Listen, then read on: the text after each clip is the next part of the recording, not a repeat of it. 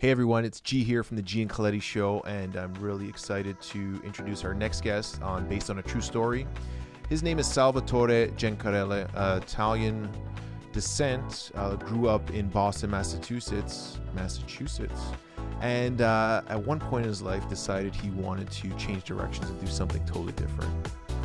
In this episode, we're going to talk a little bit about his life story and some of the amazing experiences he's had, and then we're also going to talk to him about Standing Rock protest, which he just came back from, and also the Black Snake Prophecy, and touching a few topics related to that. So sit back, relax, and enjoy the show.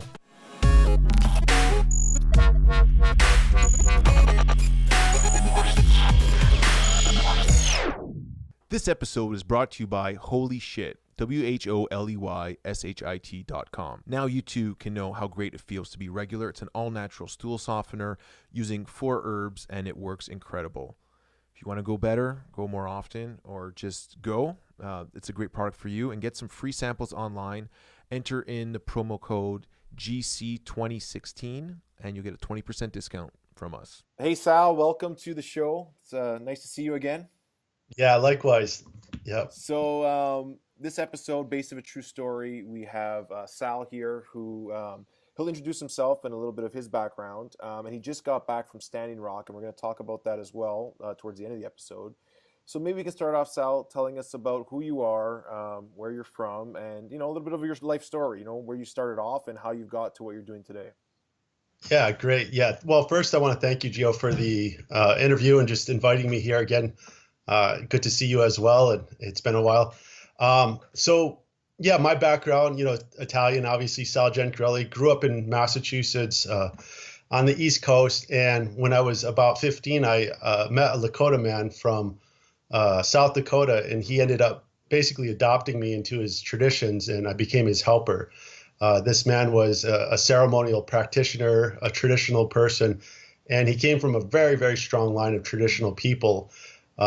Even to the point, you could say that Crazy Horse was his great grandfather. So these are the people that have really fought to protect their people, their homeland, and their ways of life for the last, at least the last 7 generations. And of course, well before that. So yeah, I was out in South Dakota working for him. I'll ask you a question though. Sure. As a 15-year-old, you should be chasing girls and drinking beers. What made you what was going on in your life that made you want to move to a different path and to learn the native tradition? Was there something specific that happened, or? Yeah. Well, I was like that. I actually was like that. I was chasing girls and drinking beer and other things, smoking different stuff, and the typical teenager, you could say, of that age and generation and that location. And I had a realization, and it was kind of this moment of epiphany and insight that there was something deeply wrong with the world and the way people were living in the world. And I had always been around nature a lot. As a child, I was raised by parents that were really very well connected to nature. And even with all that, we still lived in a modern home, modern life, modern cars, modern TV, all of those things. So, but I had this kind of understanding that there was something off, in this gnawing feeling deep down in my gut, and in this moment of inspiration and insight. I saw what the issue was, and I saw that there was this disconnect between kind of our biological and neurological way of being, our needs in this life of connection, and the reality of our situation. And I also saw that people were living in such a way that the environment wasn't going to sustain it very long. And, of course, this was back in the late 80s, well before some of the problems that we have now occurred, such as, the recognition of even ozone, and the ozone depletion wasn't even a factor then, or, the different factors that we're facing with climate change right now.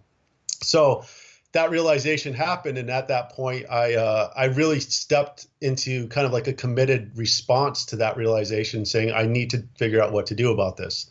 And within a very short amount of time, my kind of call out for help of what to do about this this Lakota man showed up at my doorstep and pretty much said, "I'll show you what to do about this."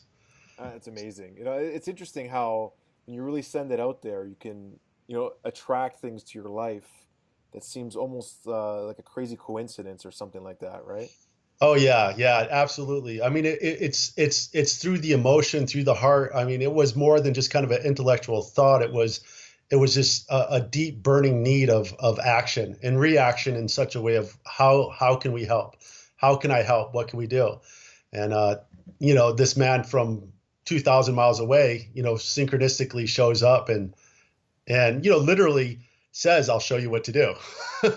you know, And so, a question answered. Take me with you, whatever you say. So, what happens yep. next? You go with this man, and how foreign was the stuff he was talking about to like everything you knew about life and the world and Boston, Massachusetts as a 15-year-old? Yeah, it's very foreign. So foreign, in fact, that I didn't understand how foreign it was when he was saying it.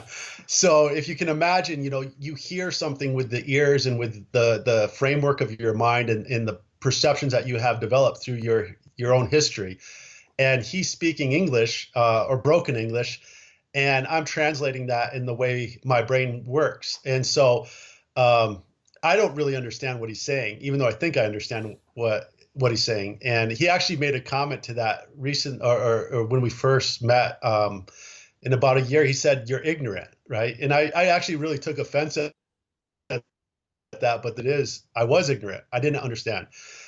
So the next stages of my apprenticeship of learning was really breaking down that old world pattern. It was breaking down that mindset that came out of modern American, and it was taking me into his kind of reality and that tradition, and going into a really intense time of deconstruction, I would say, which involved isolation.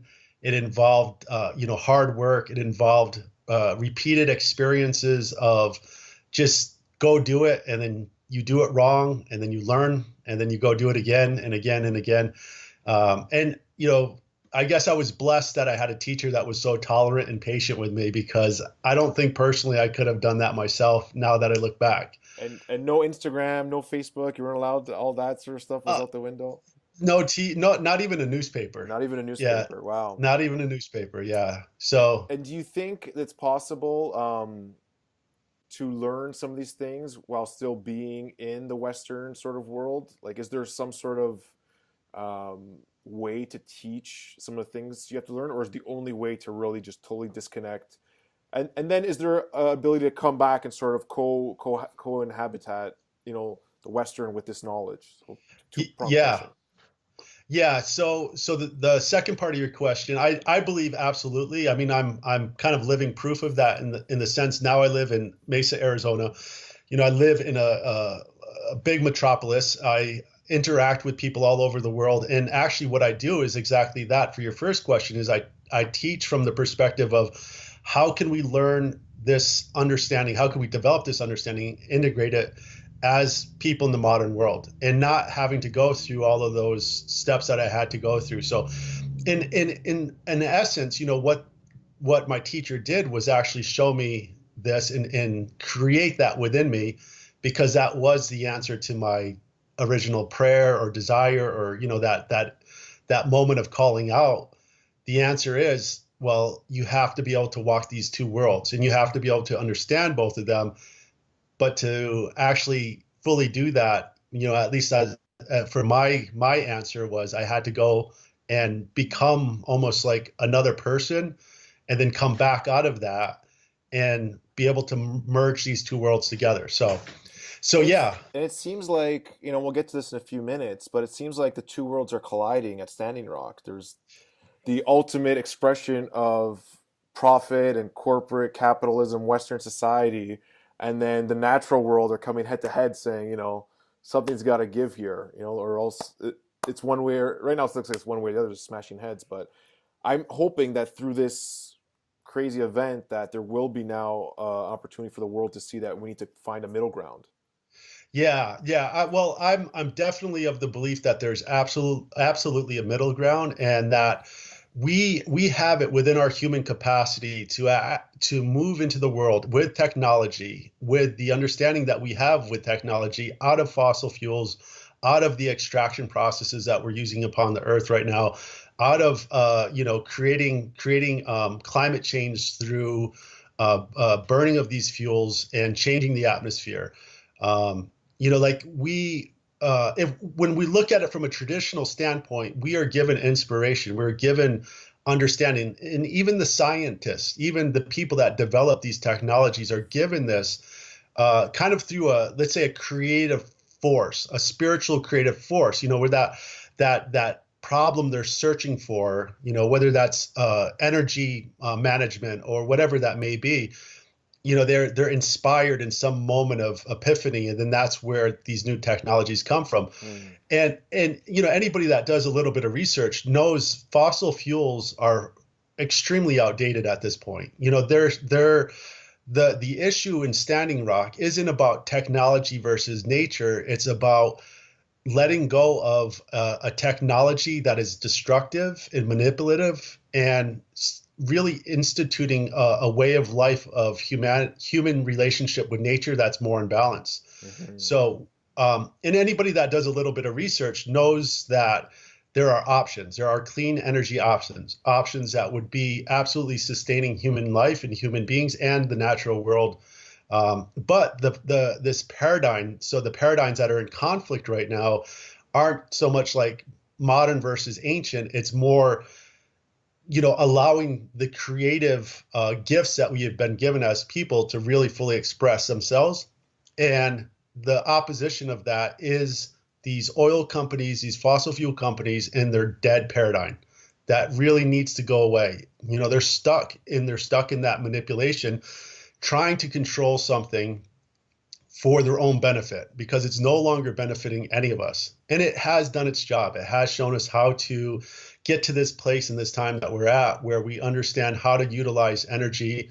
We know how to extract energy out of the sun, out of magnetic fields. We know how to do that. And fossil fuels were a part of that, but that reality needs to go away now. So, okay. So that's the way I understand it. Yeah, awesome.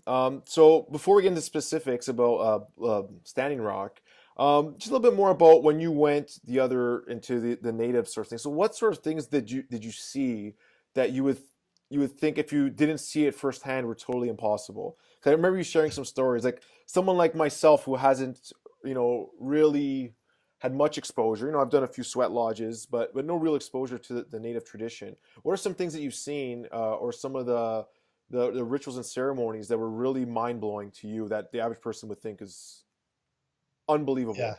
Yeah. There was a lot of that, actually. And some of it is very much like in your face, and some of it is very, very subtle. And I think in some ways the subtler kind of expressions of that were more powerful. But the tradition, so this traditional lineage, this family line of healers, of ceremonialists, of keepers of wisdom, of how to live in connection, how to live with the earth, which goes far beyond just some kind of like practical cultural processes.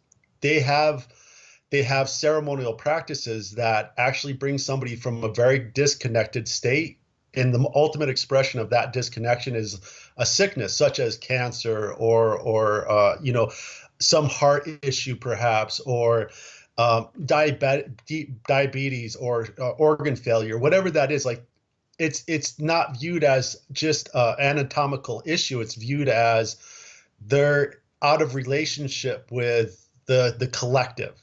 So these ceremonial practices and the healing that take place actually bring somebody back into connection with the collective. The thing is, it does it instantly, or almost instantly.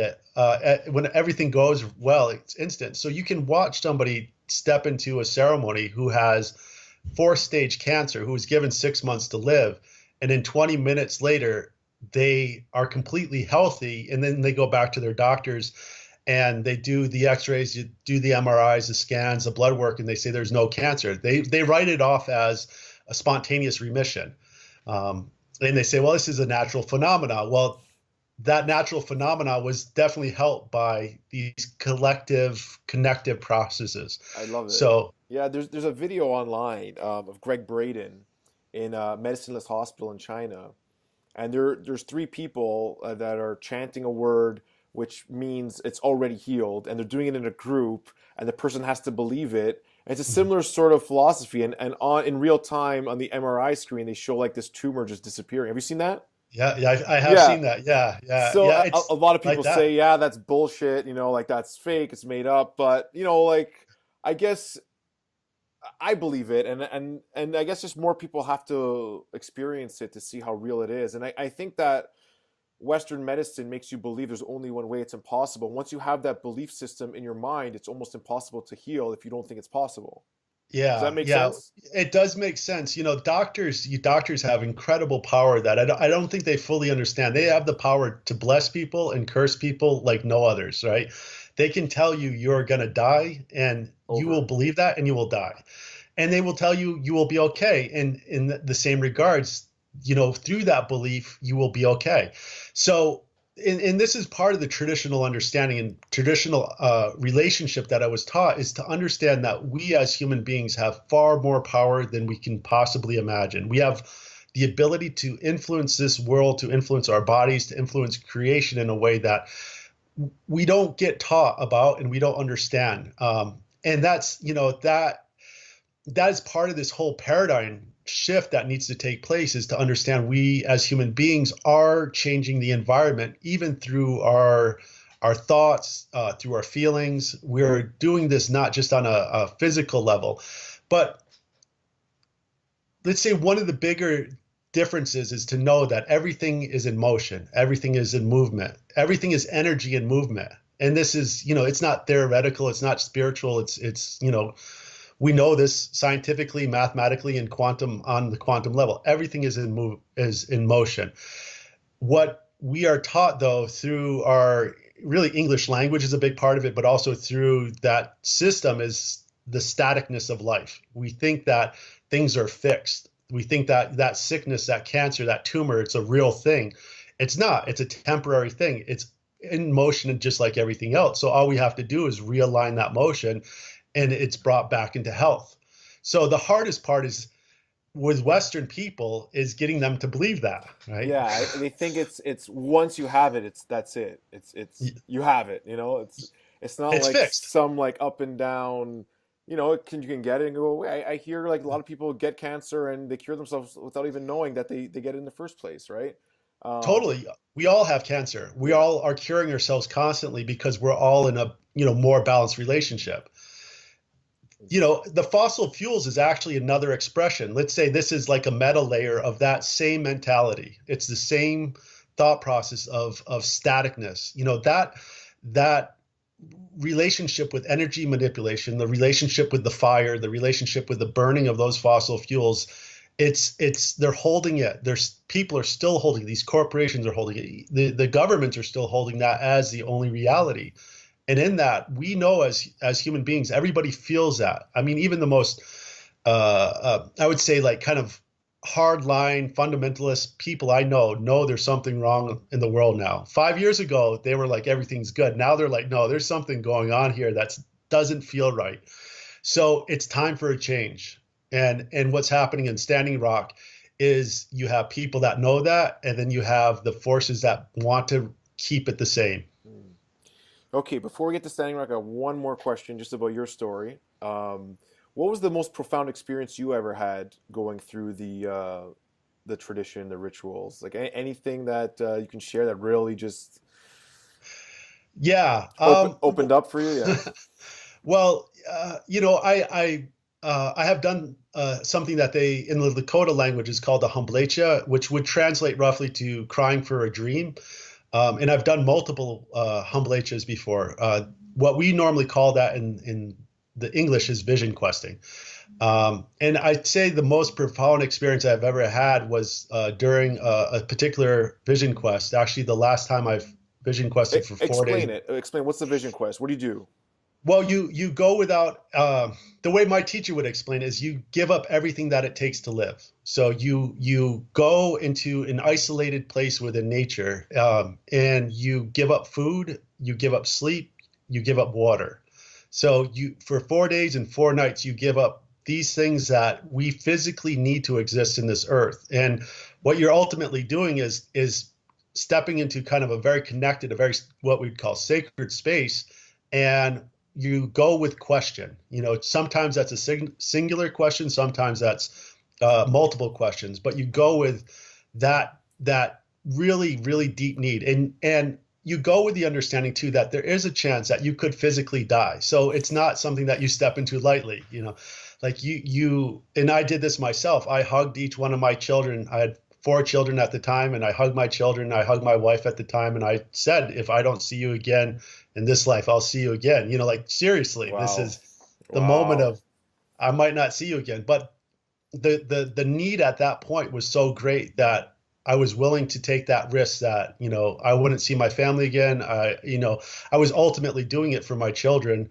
So I stepped into that space, and in that space, what my experience was is that the veil between our kind of perceptions of reality, let's say our electromagnetic spectrum uh, that we have, it broadened, and I had communication with energy beings, spirit ancestors, and it wasn't the kind of communication where like I'm thinking it in my head and it seems like, you know, grandma's talking to me. This is like I'm sitting with the ancestors and they're explaining things to me. And you Um, weren't on any drugs? no drugs, no nothing No plant whatsoever. medicines, no No, funky tobacco pipes, nothing like no, that. nothing like that. Actually, as part of the preparation for a Vision Quest, you can't do anything. Like Mm. you can't change the way your chemistry of your brain works at all, because that's an important part, is that it has to be functioning normally, and then you know you take away everything that it needs. So And when you meet these beings, you realize that this shit's for real. Like, oh like yeah. you have that I- real understanding now that's experiential, not just theoretical. Like I think most people believe that angels do exist or whatever, but until you actually see one in real life and like rub your eyes, I guess that's a totally different understanding. yeah, it is. And at that point, you know, I had done this kind of work, and I had worked in these healing practices for years now, you know, 20 years almost at that point. And so it wasn't like so far out of the spectrum that I just could not deal with it, but it was further than what I expected, and in such a way that I mean there was let's say ancestors there speaking the Lakota language that was so old I didn't understand what they were saying. You know, that kind of like there was a legitimacy to it Did, that did you get to ask a question? I asked a lot of questions. What was the first question? Just curious. What's the first thing that comes to mind when a being comes and you're like, oh my God, I gotta ask something. um, Do you remember the any of the well, specifics? Well, actually, yeah, I do. I all of them. The question that I actually went there with is kind of like the number one question, and that was the first one I asked. Is I asked for the power to help the world at the most, at the greatest. You know, the greatest power to help the world, or and at the least, what I asked for is the power to help my family. So it's kind of like, and I'm and not I don't. leaving without this. I'm Yeah, going for yeah. this, but you got to give me this. Yeah. Yeah, yeah. So I'm here. I'm here because you know we need this. We need this world needs this, and I need to understand these things so that I can do this work. You know, it wasn't broken down in all those thoughts, but it was just that burning desire, and then that was the statement. And you know, at that moment, this being basically poked me in the chest, not like on the chest, but like into my chest. Yep, right in, like through my body, and said, you already have it. I placed it there. You Nice. know, and Nice. of course, a lot of other things happen. Yeah. But Wow. Thank you for th- sharing that. That's profound. yeah, it was a game changer and it's a life changer. And out of that, you know, songs came and understanding came, and like my life took a path. And that path, you know, again, it did lead me up to this moment to going to Standing Rock. And that path is really it's really about how to live in this world as human beings, how to become a human being for one, which is a whole nother discussion. Like what does it actually mean to be human beings Mm. versus, just two-legged creatures on this earth. But like, how do we become what we're meant to be? And then how does this get passed on into the future generations? And the people in Standing Rock, if you Yeah, want to go let's to, go to Standing Rock. Yeah, well, let's get there. There's this prophecy I've been hearing about with the Black Snake prophecy. About it's very symbolic of what exactly is going on right now. Do you know much about that? yeah, yeah. So Explain it just briefly if you can. basically the black snake prophecy is that there was a medicine person years and years ago that talked about a black snake in his vision. So he went on a similar kind of quest that I just described, and in his vision there was a black snake that was like put or came upon the land, that slithered and came across the land, and that this black snake would start like emitting, oozing its venom, its poison. And if that black snake, like, it was kind of like a prophecy of, if this was to happen, then life will die. Like, our lands, our homelands, the Lakota people that live in North Dakota, South Dakota, Minnesota, that their homelands will die. And so the message that it carried was, do not let this black snake take root in this land, or the people will die, the children will die, the future generations will die. And so that was the essence of the prophecy that came, and it left such an impression on the people that for generations now, people have been watching for this, looking for this. What does this mean? And it's always like, is this a symbolic thing? Is this telling us that this is something we need to deal with now? What is this about? And when this pipeline came upon the land, and pumping its black crude oil from the devastation that's being laid upon the fields in North Dakota through this extraction process, they said this is the black snake, and it's become very clear that this is the black snake. So tell us about you going there, seeing it. Tell us about your experience. What's going on over there? Like, you were there first time. You just got back, right? Yeah, I just got back. Actually, Sunday night, almost Monday morning, I came home, and I was there for 10 days.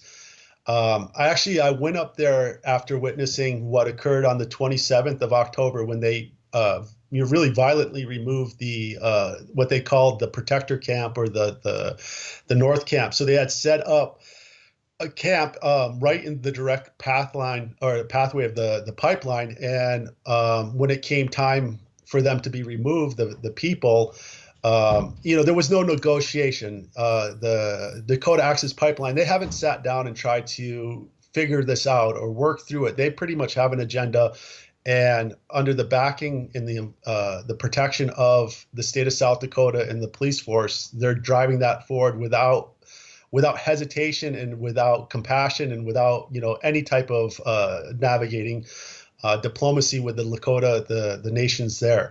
So they had this camp set up, and the police came in. They violently arrested people, pushing them back with batons, with these sound cannons, and all the different techniques they were using, pepper spray, non-lethal or less than lethal ammunitions. And one of the things that really touched my heart is that besides having all this medical or indigenous or traditional healing background, I was also a paramedic. I started in EMS on the Pine Ridge Indian Reservation back in '96.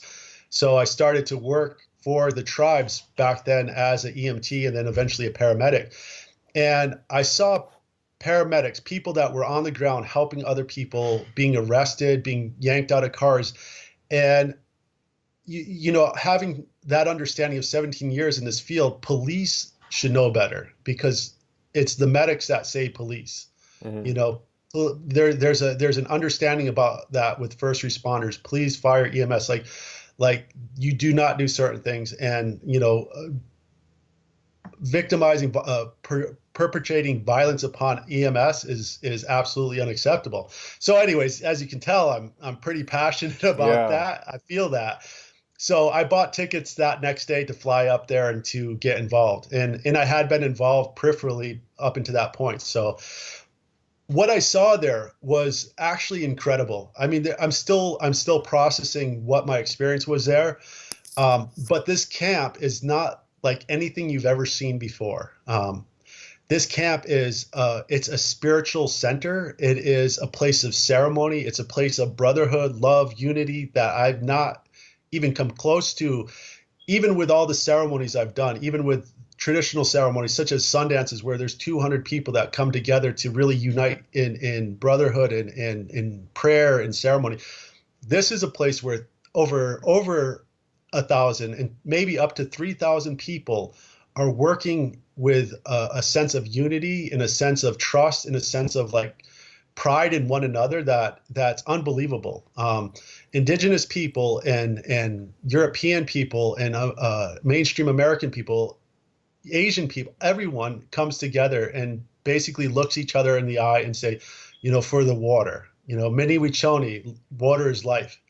And it's like, if you can imagine that place where culture still exists, where human connection is still vibrant, where people, with all our differences and all our nuances and all our maybe things that trigger us and rub us different ways, like people have come together to really work together and to stop this black snake, to kill this black snake, and not just for themselves, not out of some, self-serving, but for the land, for the animals, for the children, and for the future generations. So it's really in contrast to what you see on the other side. And I didn't personally have much interaction with the police force. I wasn't on the front line of any great interaction. None of that actually happened while I was there. There was a few direct actions in Bismarck and Mandan and along the roads. But mainly what I supported when I was there, because that was the priority, was winterization. Winter's coming. It's going to be cold. People need places to stay, and that people are there for the long term. So is the protest slowing it down? Do you think that it will be successful as far as stopping it? Where do we stand as far as the efforts to date? Are they just slowly pushing back and keeping on building? What's going on there from that perspective? Yeah. So I think the camp itself is actually being very successful in what it's doing, and what it's doing isn't necessarily stopping it like dead in its tracks at this moment, but it's working. It's working, and the way that it's really working is that every day, somewhere between what I estimated when I was there, 75 to 200 people are arriving in that camp every day. And there are also probably that many people leaving camp because there's this constant flow of people. But under what I just described of what that camp culture is like, 75 to 200 people a day are coming to camp and being exposed to that level of unity and brotherhood that, personally in all of my training and all of my traditional work, I have not seen on that level. So I know that everybody there hasn't seen this, or I'm pretty sure that, at least 99% of the people have never seen anything like this. Yeah. So what that's doing is that it's like a training ground of people working together, people working in unity, people being blessed by the ceremony. And it was anything from celebrities to, there was no class designation. There was no Nope. Everyone was there just for the cause, which is incredible. Yeah. I mean, the day before I arrived, a good friend was there. He was describing, this man walking around playing guitar and on a harmonica. And later on, he found out it was one of his heroes. It was Neil Young. And he was just really? like, wow. Yeah. Daryl Hannah, all these. Yeah. And nobody sees any of that. Everybody's just there working as hard as they can to really keep the energy. And it's a very, very positive energy alive. So as people go through this process, and as the word has gotten out about what's happened, and as the understanding of stopping this black snake has spread around the world, recently one of the banks has pulled out. One of the backers of this has pulled out. So without this camp, that would not have happened. Without people such as Collective Evolution, without these organizations, Facebook, just constantly spreading this word. And people going to camp to see what it is, to experience that, to work as hard as they can, and then come out of that and really, really motivated to take action, local action. And hopefully that'll push people to then invest in more sustainable, clean energy, like you said, magnetic, solar, whatever, that's going to be of a less impact on the environment. Maybe this is the sort of awareness that it needs for people to divest, because that's I guess what hurts them the most, right? Not getting the financing and stuff like that. So Absolutely, absolutely. It's all profit driven, and right now, every day that pipeline's not in operations, it's millions of dollars of loss. And the understanding is that the contract for the pipeline is up at the beginning of the year, and that if it's not operational by that point, then it's dead in the water. So it's a big part of what the camp is working on, and it's a big part of what everybody around the world is working on. And this is part of what I'm working on as well. So that brings me to last. We're just going to wrap up. How can people help? Can people go there, or people donate money? What's the best way for people to help? Yeah, so there's multiple avenues. If you do go there, and I would just say this to all the people that are listening to this and watching this, is that you want to go there with the understanding that it's work, and it's going to be really extreme environments. Having grown up or lived in South Dakota for many years, North Dakota is even more harsh. There's times that winter where it's going to be -20, -30. That's Fahrenheit, and with wind chill, it could even be more extreme. So it's going to be an extreme place. So what I would say is go there if you're able to. Go there if you can work. Go there if you can put yourself on the front line, and if you're arrestable. And what that means is you're going to get arrested, but there's support systems. They will get you out. There's a whole process for that with the legal team. Go there if you're able to, but don't go there if you're injured, if you're sick, or if you're needing more assistance, because it's going to be a pretty extreme survival situation there, in the sense of everyone has to be really able-bodied. Now, if you can't go there, or you don't want to go there, then there is one of the best websites to actually financially contribute in some fashion is it's OchetyShakowee-Camps.org. And that is the main camp, the camp You're gonna have to spell that. Okay. Yeah. So it's Oceti Shakowee Camps. So that's OCETISAKWIN camps.org. And we'll put that we'll put that up on the website as well. Yeah. So there's lots of need for financial contribution that would support the camp directly, but maybe even more important is for people to take local action, for people to really understand what this situation is, to look at divesting from the banks that are funding and profiting from this pipeline, to really take those steps to implement solar or alternative energy in your life, to start understanding this issue, and start understanding that we can divest from fossil fuels, and we have to. And if we don't do this, then our children will suffer. And it's not some distant prophetic kind of experience. Like, this is happening now, and it's not going to be just our children. Myself at 40, it's going to be my lifetime as well. So yeah. Well, thank you so much, Sal. People that are listening, please support whichever way you can. And you're going back, you said, Sal? You're heading back?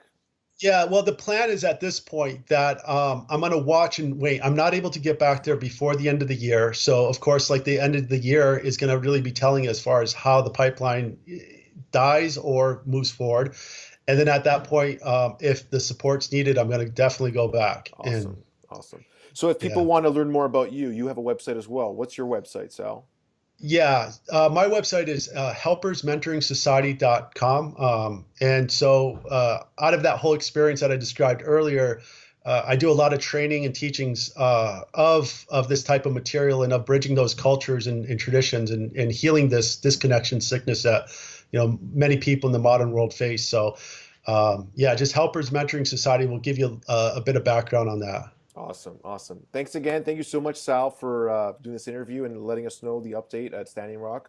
I'm sure we'll have you back on the show again, and hopefully I get to see you soon if you come up this way to Toronto over the next couple of months.